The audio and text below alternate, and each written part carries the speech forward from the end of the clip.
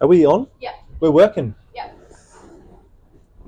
Mate, I've been looking forward to this chat so much with you. We've got, for those watching, we've got Mr. Kane Bevan. Kane. For those that are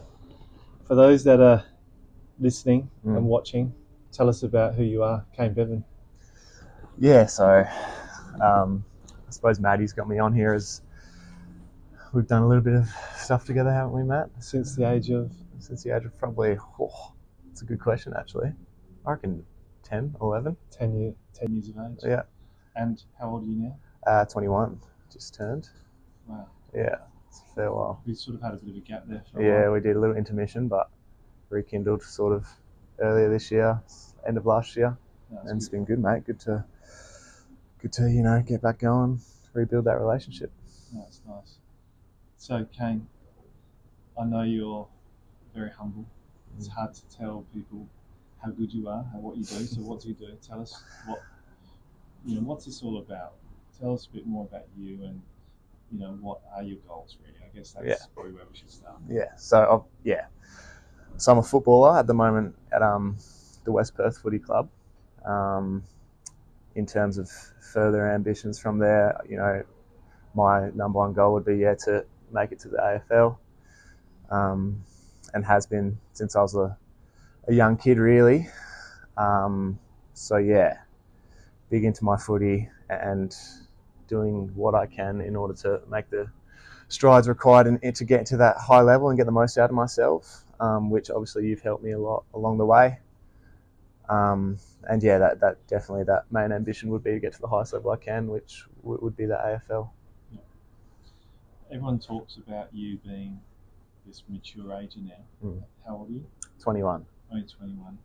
If we rewound back time and talked about maybe your achievements when you were younger, can you talk to us about what you achieved as a young footballer? And obviously within that, I know that you've had some setbacks. So let's start there, I think, and then we can just keep looking forward. I think that's the key for us. Hey? Yep. So played as soon as I could really. Footballing family. My dad was really into his footy, which sort of transpired into me being the same. Played all my juniors at Junop Kinross Footy Club just down the road from me, and just made my way through. I was always sort of generally a pretty good player from a young age, one of the better players in the side. As you get older, so as a 12-year-old, that's when the sort of some squads start to, pop up, like the state schoolboys. So I played state schoolboys as a 12-year-old. Continued on. The next stage was state 15s, which I made as well. And then it leaves from the schoolboys age group into the actual waffle initiative in the WAFC state squads, which is the state 16s and 18s, which, I was lucky enough to make both of those as well. So I suppose, as a junior, it was a relatively linear progression throughout my footy career. And I was always, a highly rated footballer from a young age, always one of the better players in the side, if not the best. And I suppose as you get older and you progress through those different squads and whatnot, it gets to a stage where, it starts to become a reality where, you start to become touted as potentially reaching that top level, that AFL level. For me, it probably started as a 16-year-old, where I was lucky enough to play a fair bit of Colts footy as like a double underager. So coming up from the futures, which is under 16s, I was able to come up and play Colts and play the whole year, and I ended up finishing third in the BNF that year as a double bottom major, which that's sort of when it's clicked to me with like, okay, I'm obviously in the upper echelon of players at my age. I can probably take this pretty far, and the AFL dream became a reality almost at that stage as a 16-year-old, which is, I suppose, a fair bit as a young lad who's still trying to sort of work out who he is as a person, let alone a footballer as well. And then, so it was all pretty linear throughout juniors. And then, you mentioned setbacks. The first, I'd had a couple of setbacks in regards to injuries and stuff like that, as any athlete does. But the first major setback for me, mate, was probably missing out on the pinnacle, which was the AFL draft as an 18-year-old. My whole sort of early life leading up to that, or my junior footy, was leading to that moment, and it was tracking well all the way up until it came, and the day came, and your name wasn't read out, really, which was a shock to the system for sure. When you've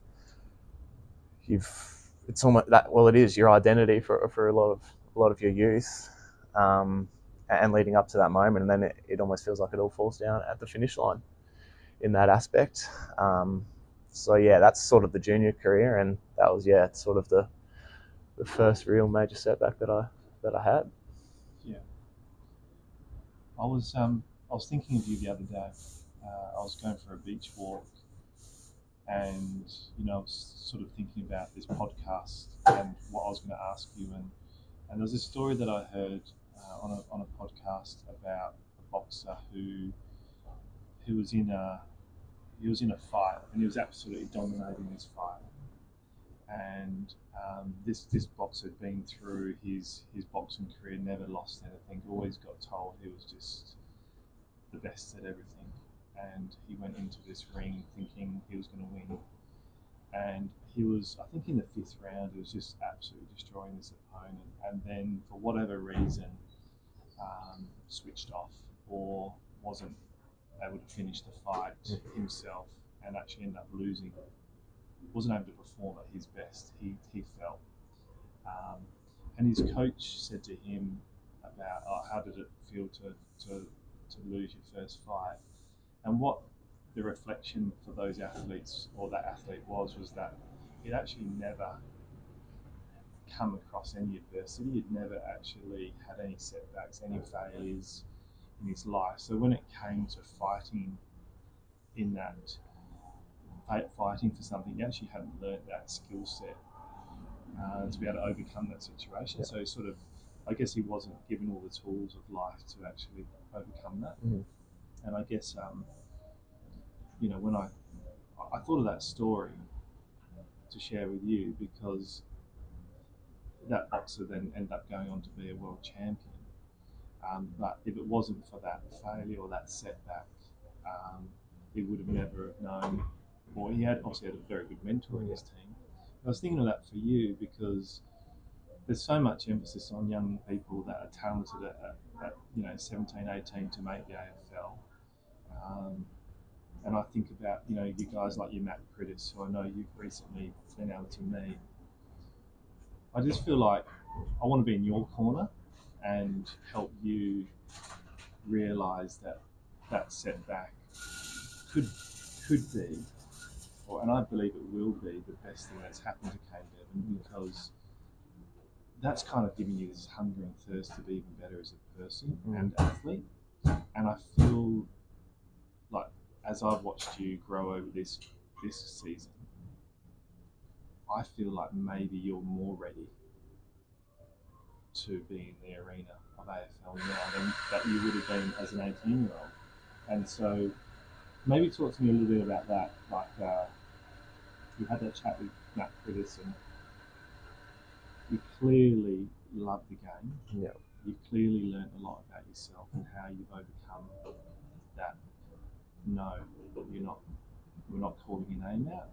You missed out on mid-season draft again this year, which we confuses lots of people. But you just keep going. How do you do it? Yeah. What goes on? What's going on in that mind? Yeah. So yeah, like 100%.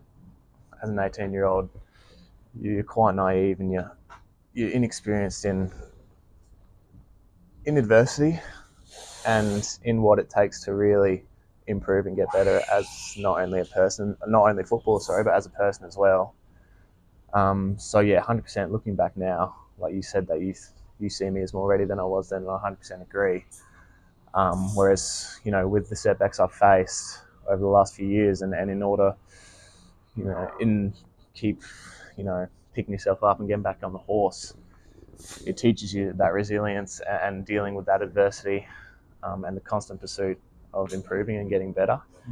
which is what I think has equipped me now, where I'm at a point where I do feel more ready than ever, in that if I was given an opportunity, I could really get in and make an impact. Whereas as an 18-year-old, reflecting now, at the time I probably thought I was ready, and I was probably gutted that I didn't get in, or get a foot in the door. But upon reflection, if I do get in the door, I'm probably there for two years, and I probably get spat straight back out, I reckon, as an 18-year-old, just because I hadn't learned those lessons yet, essentially. Yeah. So you definitely learn a lot about yourself through those setbacks, which have been frequent, especially in the last few years. And I suppose how I keep going is, I think that I can get there, and I'm a firm believer in. I've always been, driven to get the best out of myself in whatever that is. And I've loved my footy. It's always been a dream of mine to get there. And if I think I have the ability to do so, I'll do everything I can in order to give myself the best opportunity. I don't want to look back in sort of 10, 15 years time and go, I threw it away. Like, what if I did those things? So. Yeah, and I think for those guys listening, we're in off-season mode now, and to see you turn up last week and the week before, knocking the door down, going, Matt, like, let's get to work, let's get after this speed, let's move, let's keep programming, let's keep driving. Like most people at the end of their season, hard season, would go, you know what, I just need a break from footy, but Kane Bevan doesn't. He just goes, no, I want to continue to work. Like, so that's really inspiring. And I genuinely believe in that. I know that you believe in yourself, but I actually, as an outsider, see all this potential. And when I see you turning up like that, I think that's absolute testament to your character and your hunger to keep driving towards it. Before you were talking, and we spoke a little bit prior to the show, really, that one of the things that we do in high performance, or when we're trying to achieve something like a dream of ours, we just seemingly get told by many people, just work hard, keep putting your head down, keep turning up, keep rolling out your sleeves, keep working hard. But one of the things that I'm really proud of you about is the fact that you're in reflective mode, so you're not constantly just thinking about doing the same things over and over again. You're actually keen to learn new things and think, hang on, well, what does my program need to look like going forward? And that's what I've always liked about you. Like, you've always been seemingly a bit more curious versus other athletes in the footy club that I've worked with you. Talk to me about that reflection then. Like, what have you been doing in terms of how do you reflect? I think, exactly. Being curious is something that's very important in life, not only in sport as well. Like, you hear so many different ways of, routes people go down in order to get better, and there's no one mechanism that works for every single person. It's about what works for the athlete, and being curious in order to find different 1%ers that you can gain. And that's a little bit of the stuff that we've gone into. I'll continue to keep looking for different ways in which you can get better, because there's so many different training mechanisms now, not only physically but mentally as well, which is probably more of the, in terms of that reflection, which is more of the side that I've tapped into probably more recently over the last year or two maybe, in terms of having that reflection piece and being able to, I feel like as an elite athlete or as a someone chasing high performance, you're a perfectionist and you're always chasing the next best thing. So then when you do achieve these things that you might have set yourself out to do 6-12 months ago, you don't even get to sort of sit there and smell the roses and think about what it took to get there. You almost set your sights on what's next. I think being able to, whilst not ever being satisfied, but being able to, once you get those milestones or get to where you wanted to be 6 months ago, it's important to reflect and look back and go, what were the things that enabled me to do that? And then that's where you can improve. That's great. It's really good looking back. And one of those pieces of looking back, I want to go to a performance that you had this year where there was actually current AFL players you went up against and you seemingly dominated. What's the emotion that you feel today when you watch the game of AFL with, why am I not there? What are you feeling? And maybe the next piece for you is, if there was an AFL manager listening to this podcast, I want you in a couple of sentences to tell them why they should be looking at Kane Bevan. Yeah, when you do find yourself watching those games, I suppose, frustration in a sense that I believe I have the tools that make me good enough in order to get there. Whether I'm there right now, that's not for me to decide. That's for them to decide. But if you put me in that environment where, you can see the improvements I've made as a part-time athlete, you put me in a full-time environment and you see how far I've come the last couple of years, put me in a full-time environment and then see where I am in 2 years, 3 years time from now. Yeah. If I'm not ready right now, which, once again, that's up for perception. But I think, what I've been able to show in my improvements from when I was 18 to now, if you were to apply that in a full time where I'm training with other really elite athletes and testing myself against those types, I think 2-3 years time, who knows? Yeah, no, that's a really good attitude to have, and maturity to think that way, and putting it in the hands of others. But you're right. Look at all the things that you can do in a part-time environment, but give me a red hot crack at it. Give me some resources around me and watch me continue to grow. Let's go away from footy for a bit, because it can be a bit sometimes only part of who I think Kane Bevan's about. Tell us a bit more about who you are as a human, really. That would be cool to know. Yeah, so outside of footy, I'm a pretty relaxed guy off the field, and when I'm not in a footballing environment, I think if you probably ask people what I am like in the footy environment, I'm generally quite switched on and driven in that sense. But off the ground, I see myself as a relaxed person who enjoys getting away from the game where I can. Love my outdoors, love getting down to the beach where I can, love getting out on the boat. My family owns a boat, so getting out there where I can. And spending time with family, friends, my girlfriend, who's been great for me the last couple of years. In terms of off-field endeavours, just finished my Bachelor of Exercise and Sport Science at ECU. Thanks, mate. In reflection of that, I'm probably now looking to further that in regards to whether I'm probably looking down, trying to, get a foot in the door in the sport business and management space. That's probably what, as a younger person, I suppose, I sort of thought it was more the personal training and that sort of route for me career-wise.